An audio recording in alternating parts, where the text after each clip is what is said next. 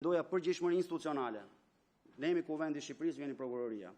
Në qoftë se unë do t'ju thoja tani çështje konkrete, filani fisteku, ju me drejt do të më thonit, zoti Strazimiri, janë çështje konkrete, e di prokurori çështjet, e di gjykata, unë nuk merrem me çështje konkrete.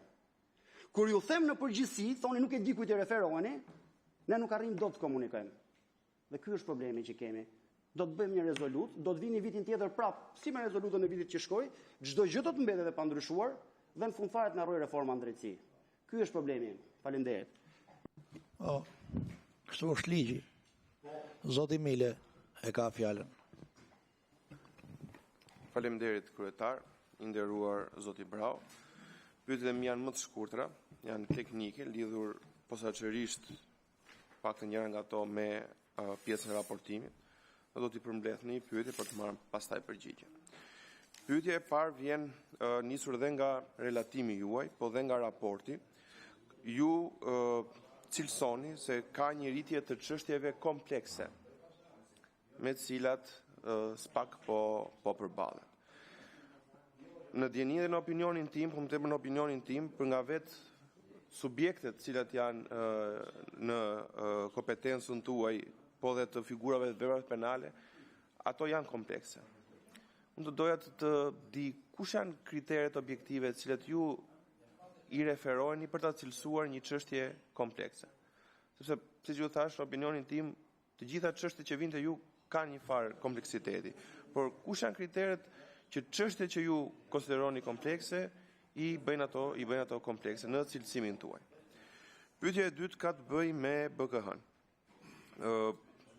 Njoftuar nga media dhe kryesisht nga media, konstatohet një rritje e aksioneve të BKH-s pa asistencën dhe praninë e policisë shtetit. Këto aksione, nëse janë të vërteta, dhe unë të doja që kjo të ishte pyetje e parë, dhe në çfarë mase janë, për çfarë arsyesh vinë? Kemi të bëjmë me një humbje besimi të këtyre strukturave, qoftë BKH-s, qoftë SPAK-u, tek policia e shtetit? Apo ka arsye tjera? Dhe e fundit, si është raporti që ju keni me policinë e shtetit? Pra si struktura zyrtare, pa haruar që bëjmë fjalë për struktura të njëjtit shtet. Faleminderit. Zoti Brau. Faleminderit për pyetjet. Kush janë kriteret që e bëjnë çështje komplekse? Kryesisht këto janë çështje që lidhen me krimin organizuar. Dhe kriteret janë format e reja të krimit organizuar, format e reja të parave, veprimi në disa kontinente, jo në disa shtete, të grupeve kriminale dhe dëkombëtarizimi dhe sofistikimi i veprimtarisë së tyre. Përdorimi i komunikimeve. Pra, kur flasim për sofistikim të kriminalitetit, kryesisht kemi fjalën për krimin organizuar, që lidhet me forma të reja të organizimit, forma të reja të infrastrukturave, të mjetëve që ta kanë në përdorim, apo të pastrimit të parave, duke përdorur vende të ndryshme, disa vende që nuk kanë bashkëpunim ndërkombëtar, disa janë vende offshore e të tjera. Këto janë kritere që ne kategorizojmë një çështje të caktuar komplekse, që nuk janë të zakonshme në raport me atë normalitetin e kompleksitetit që ka struktura jonë.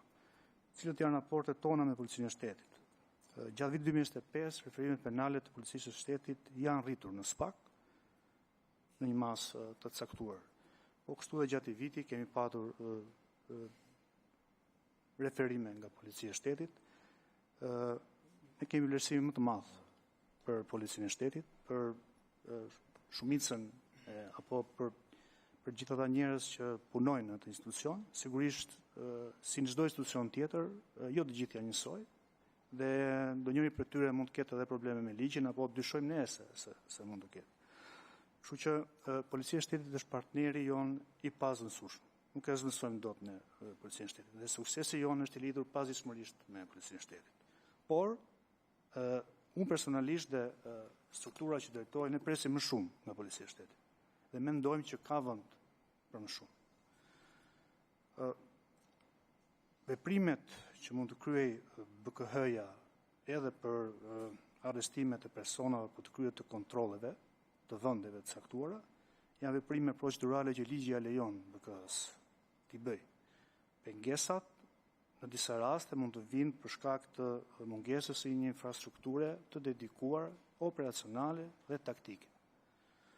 Në pikpamjen time dhe atë të drejtorit të BKH-s, mendojmë që pavarësisht bashkëpunimit me institucionet e tjera, SPAK-u duhet të ketë një pavarësi operacionale.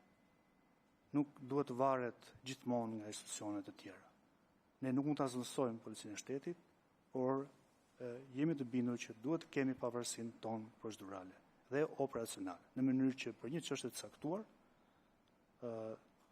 struktura të jetë aftë të bëj të gjithë ciklin e veprimeve hetimore, dhe kjo nuk është në një e veçantë që nuk e gjejmë në autoritetet të tjera, është një praktik që ne kemi parë edhe institucione homologe në vendet të tjera me cilën ne bashkëpunojmë.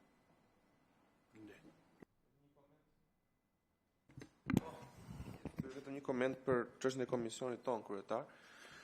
Pyetja e fundit nuk u bë dhe pa qëllim nga ana ime, sepse ndoshta kërkon nga komisioni jon reflektim edhe për pikat që ne do t'i lëmë në rezolut institucionit. Kështu që do kërkoj edhe kolegëve që bazuar edhe në përgjigjen e zotit Braut, ne të reflektonim në rekomandimet që ne do t'i lëmë në rezolut institucionit. Faleminderit.